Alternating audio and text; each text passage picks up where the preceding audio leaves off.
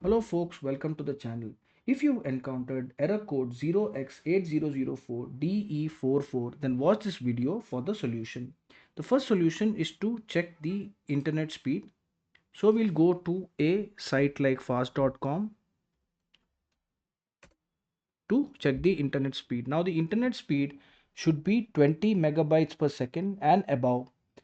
If it's below that, then there is a problem with your internet connection and you need to contact your internet service provider. The second solution is simply to restart your PC, and once it is restarted, you need to check if this error code is generated again. And the third solution is to check the server status of OneDrive, and you can do that by searching for OneDrive server status,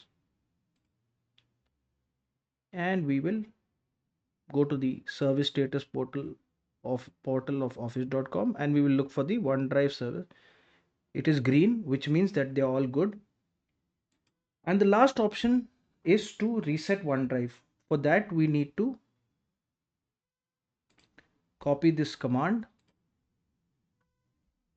You will find this command in the description of this video. So copy this command